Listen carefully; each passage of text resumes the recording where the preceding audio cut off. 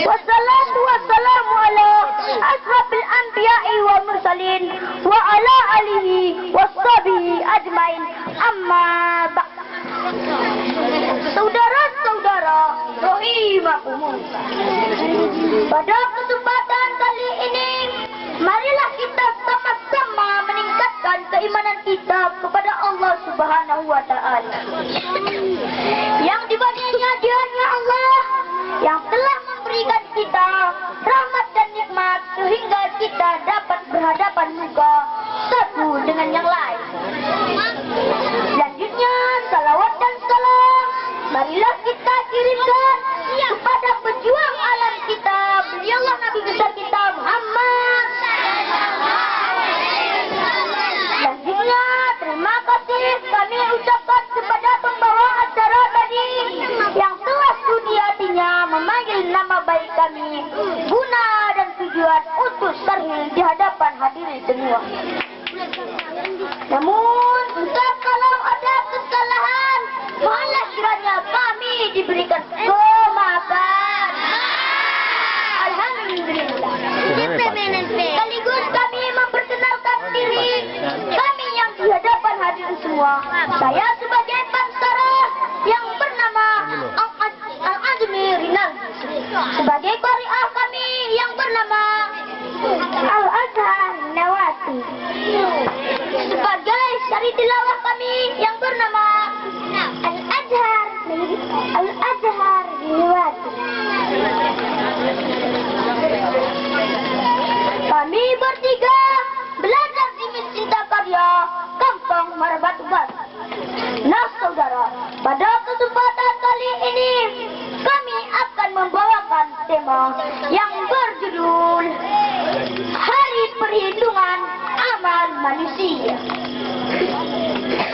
Kalau kita pikir-pikir Pak, kalau kita pikir-pikir Bu, hidup di dunia ini tidak akan lama. Hidup di dunia ini hanya sementara. Dari kecil besar, setelah besar menikah, setelah menikah punya anak, setelah punya anak punya cucu, setelah punya cucu kok mati. Jatah umur 50 tahun, kok sekarang tinggal menunggu waktu. Sejak siang malam, kalau tidak malam sore, kalau tidak sore pagi, tinggal menunggu mati. Kalau kita mati Pak, kalau kita sudah mati Bu, kita semua akan diperhadapkan pada panggilan Allah. Yang putih ikut bendera putih, yang hitam ikut bendera hitam, yang belang-belang ikut bendera belang-belang. Tergantung diri kita masing-masing. Kalau kita beramal di dunia ini dengan amal yang baik, maka kita akan ikut bendera putih menuju pintu surga.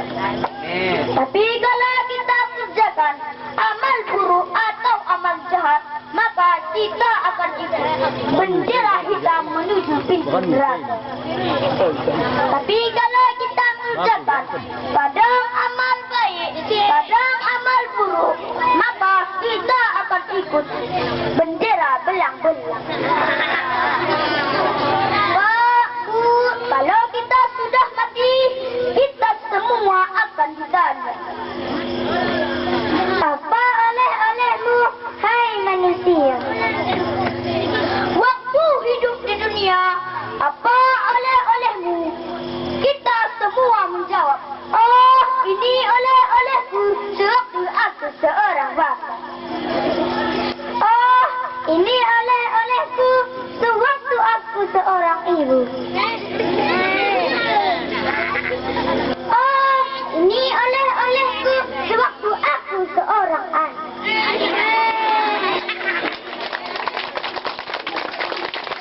Ini oleh-olehku semua membuka oleh-olehku. Kok kosong? Masya Allah. Oleh-oleh itu akan mengantarkan kita surga atau neraka.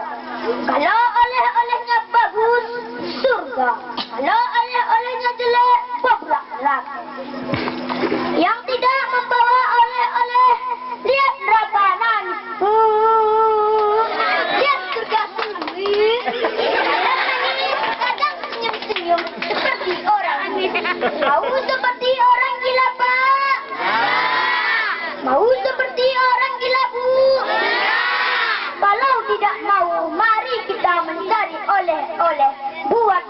kita nanti menghadap Allah.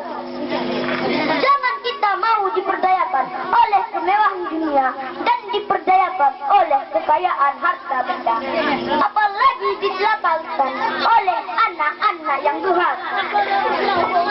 Bagaimana Allah telah memperingatkan kita dalam firman-Nya surah Al-Munafiqun ayat 9 yang dibacakan oleh kami sebagai berikut. A'udzu billahi minasyaitonir rajim.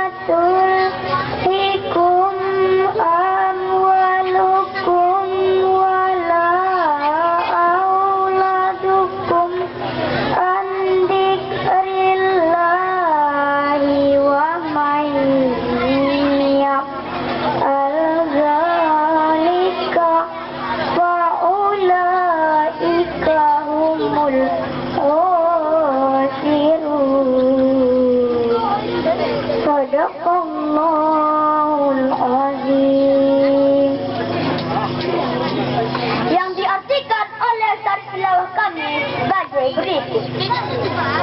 Aku berlindung kepada Allah dari godaan setan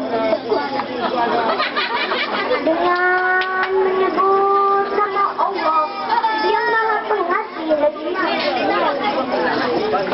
Hai orang-orang yang beriman, janganlah harta-hartamu dan anak-anakmu melalaikanmu dalam dunia Allah. Barang siapa yang berbuat demikian, maka mereka adalah orang-orang yang rugi. Maha benar Allah atas segala firman-Nya. Hadirin wal hadirat rahimakumullah. Dari ayat di atas ini dapat pula kita pahami bahwa sesungguhnya Allah telah memperingatkan kita agar supaya kita tidak berbakat gara-gara harta, tahta, dan tapi kita wajib mengerjakan amal ibadah kita kepada Allah agar kita di hari perhitungan nanti kelak tidak termasuk orang-orang yang rugi. Kenapa? Karena tanpa amal ibadah kita kepada Allah, kita tidak mungkin bisa menikmati indahnya surga, juga kita tidak sanggup masuk neraka. Kenapa? Karena siksaannya sangatlah pedih.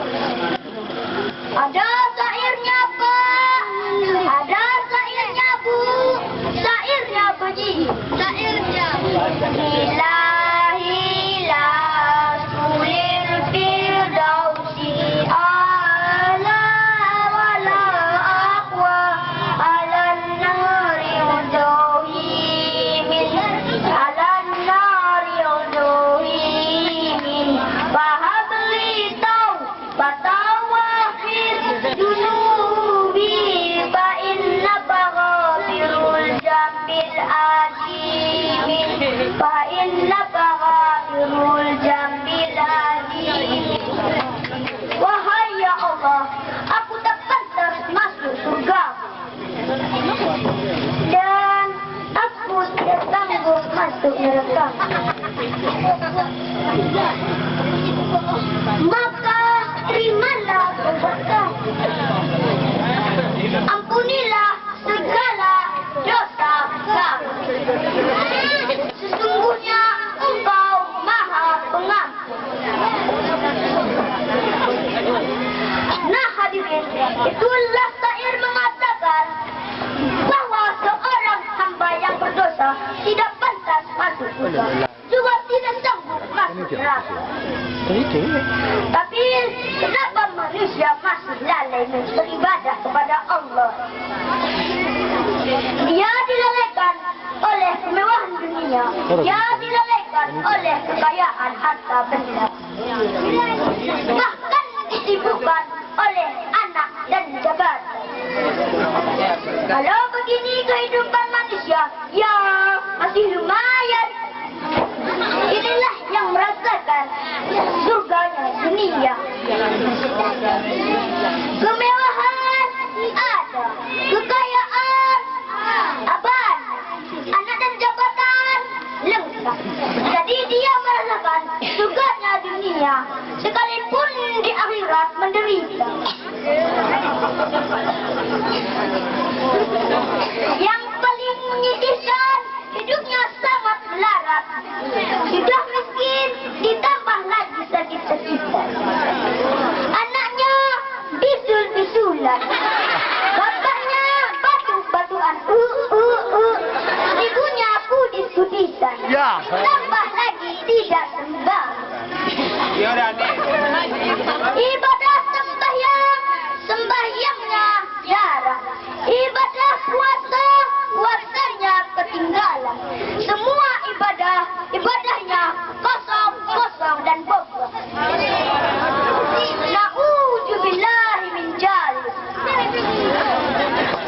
Itulah manusia yang rugi di dunia dan akhirat.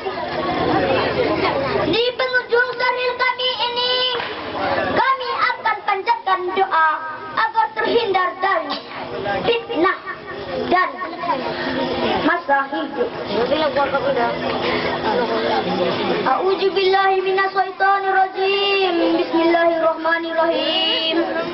Alhamdulillahirabbil alamin wassalatu wassalamu ala asrafil anbiya'i wal mursalin wa ala alihi washabihi ajma'in. Amin ya Allah. Allahumma inna ya Allah a'udzubika minal azabil kubur wa min azabin nar. Amin ya Allah. Wa min fitnatil mahya'i wa mamati wa min fitnatil masiihid dajjal. Amin ya Allah. Amin amin ya rabbal alamin.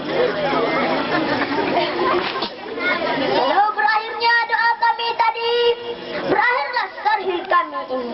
Sebelum kami turun dari tempat kami ini, kami akan membawakan dua buah nada.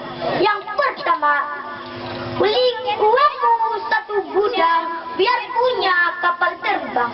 Kalau anti amalmu ditimbang, kita tidak bisa lagi menentang.